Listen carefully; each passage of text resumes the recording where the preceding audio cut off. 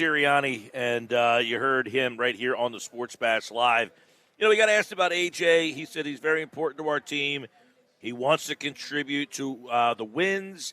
No question his desire to want to be here is what Sirianni said as the start of that thing. Now, one question. Now, he is still talking, apparently. We cut it a little short there because Geoff Mosher is in the StreamYard now. And on the radio here at 97.3 ESPN, it's Football at 4. And I did not hear anybody ask about Jalen Hurts. Now, Martin Frank just asked a question about his first half to his second half and his first half in L.A. versus second half in L.A. But Moshe, I want to start off with the question, nobody asked yesterday, but did Jalen Hurts look like he should have been playing in the game in the second half after he took that shot? He could barely get to his feet. I mean, it's hard to say. Then you get into speculation. He was slow to get up. He took some shots.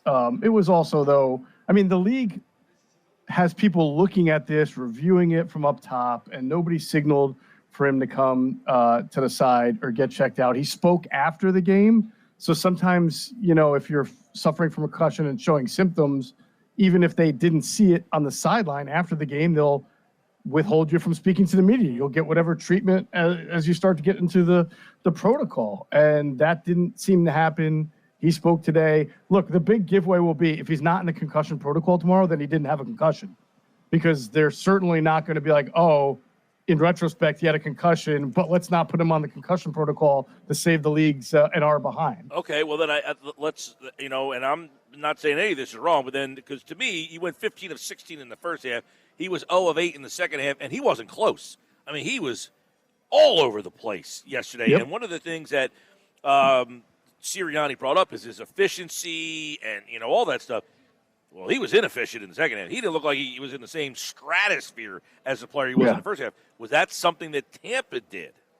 Well, they certainly made an adjustment, Mike. I almost feel like they walked into a buzzsaw a little bit because two things. One, they always blitz. That's what Todd Bowles does. That's what he always does, and he does it well against the Eagles. But the Eagles have been getting blitzed a lot the first 3 weeks, so they've seen it quite a bit. And, the Rams went out of character. We talked about this last week. The Rams blitzed at 12% going into the game against the Eagles, and they blitzed around 40%. So I almost felt like Todd did a little bit too much, almost tried too hard because the Eagles were expecting it, and they built their offense around expecting it, and it set up a ton of one-on-ones for the Eagles to find, right? And then in the second half, Todd Bowles stopped blitzing. He showed it a lot of times, but he basically rushed 3 and 4 and dropped guys into coverage, which was a major adjustment and something that the Eagles, I think, didn't do a great job in total of adjusting to. Now, there were still opportunities, as you're talking about, and Hurts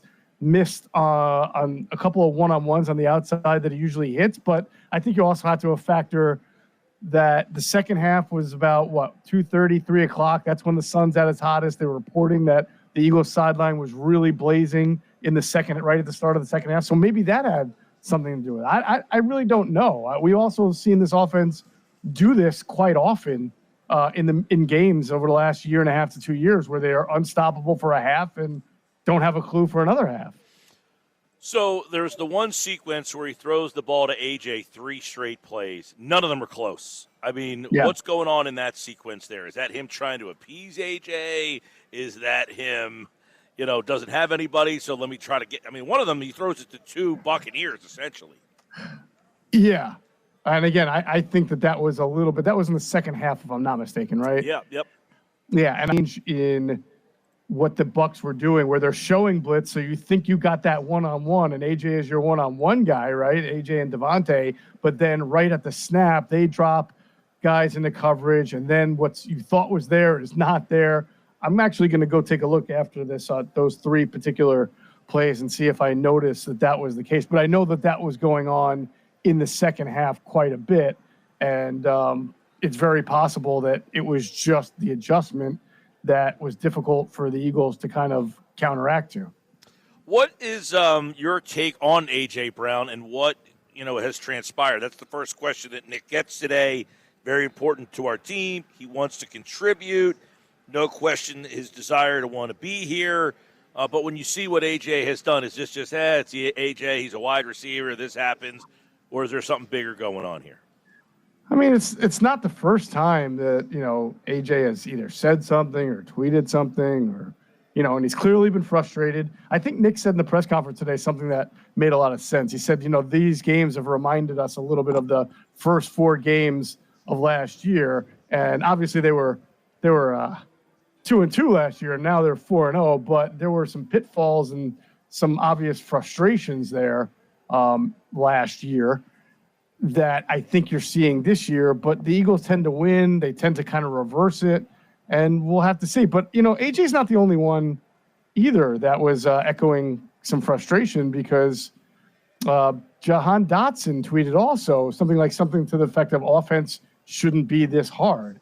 So obviously the wide receivers are frustrated. There's no question that they are, and I'm sure everybody on the offense is a little bit frustrated by their Jekyll and Hyde act that's been going on. Yeah, and this goes, they're up by 18 in the game yesterday. And at that point, do the Eagles say, you got to score 3 touchdowns against us, so we're just going to be ultra conservative. We're not going to do anything to give you the ball. In other words, Tampa fumbled, Philly scored a touchdown.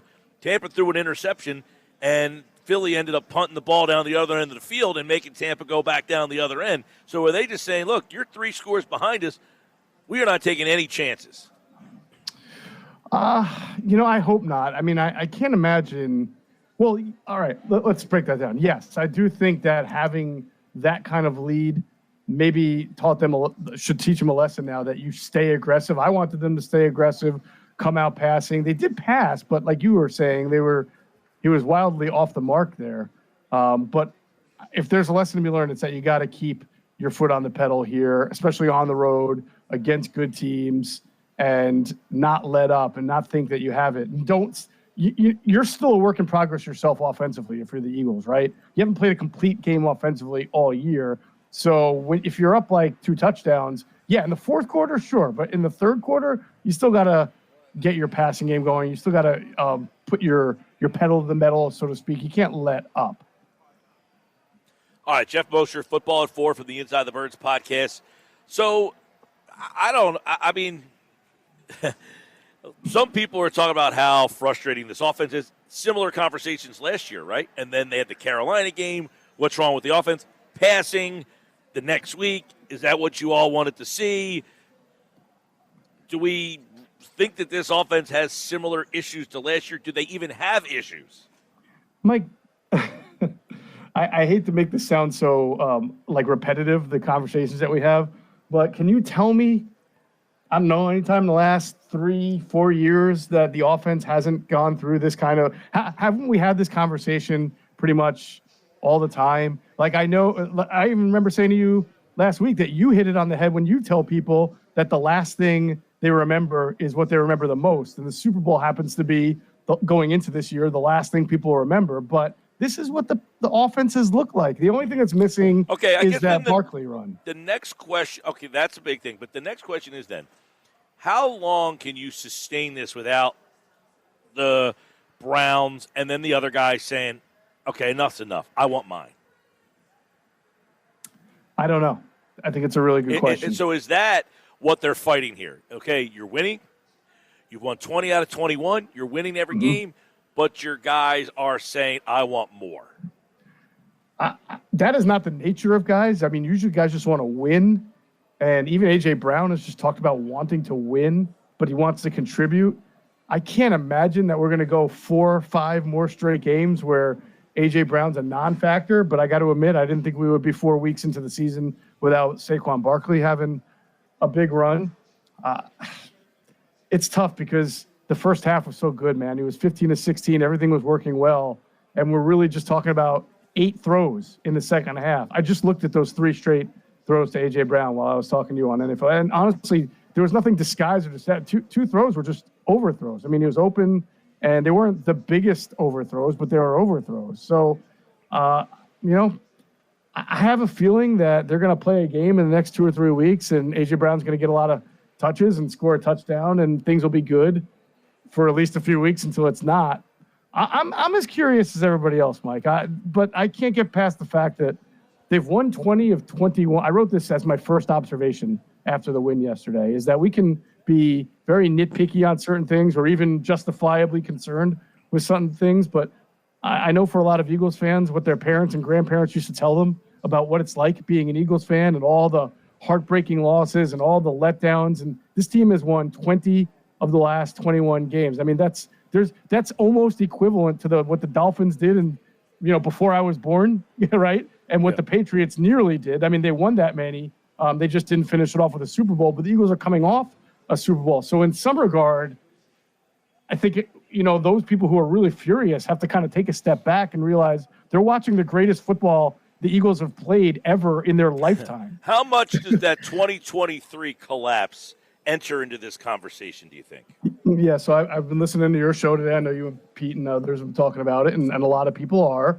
And I think that there's got to be a middle ground there. I mean, I think it's perfectly acceptable and valid to say if you look at this Eagles defense compared to that Eagles defense and what was going on and the instability. I think, the defense is definitely a different thing here. And then the overall talent is better. There's just no question about it. And this is a tough schedule they're in the middle of, and they're 4-0. I mean, I guess what I'm saying is the other way to look at it is maybe they're not going to win the Super Bowl this year. We'll see. I don't know. But I don't see them losing 6 out of 7 games. Do you? As bad as things have been, does this seem like a team? I said earlier, look, you went to Kansas City and won. And look, that, by the way, they won at Kansas City in 2023 as well. And They went to Buffalo and won before it fell apart. You went to Tampa, a place you've really struggled, and won that game. You beat the Rams here. I mean, those are 3 teams that all are playoff quality opponents. I mean, Dallas is in the division. It's opening night. There's a lot of emotion, and you find a way to win that game. So they have 4 pretty impressive wins so far to start this year off. But they had impressive wins in that 2023 year, and it was like they're finding ways to win. And good teams find ways to win, and no matter what it takes. And CeeDee Lamb drops that pass, and Kelsey drops the pass, and you needed a blocked field goal. This week you got a blocked punt. At what point does that run out, and your offense has to carry you? And I guess people are wondering if the offense is going to be there when they need it. And last year, Jalen says, is that what you all wanted to see? It was there when they needed it. It was. Now, does that happen every year? I don't know. But, I mean, you go look at the Ravens. They were my number 1 team going into this year. I thought they were going to be the best team. And they have real issues. They can't win and finish these games. In fact, they're blowing leads left and right. And then they go and lose to a Kansas City team that they just gave life back to the Chiefs. You look at the Bills. The Bills are 4-0, the only other team that's 4-0, right? They gave up 21 points to a Dolphins team that's bad, and they gave up 40 points to the Ravens. So as dominant as they are, I'm sure somebody in their building, I'm sure their most critical fans are like, how are you giving up 40 points, in the season opener at home? How are you giving up 21 to the Dolphins? Their pass rush isn't great. So you can nitpick about you always can nitpick about the best teams. And I hate using the word nitpick because that makes it sound like I'm minimizing the complaints. The complaints are real here. The Eagles have no running game right now, and that's not good. Their pass rush from the edges has not been great, but they seem to have a good response for the issues that they're having. Whereas when they went into the tailspin, they had no answers. Well, the pass rush, we'll see. We'll see what the pass rush brings. As long as the team doesn't get hit by a rash of injuries, then I think they'll be okay.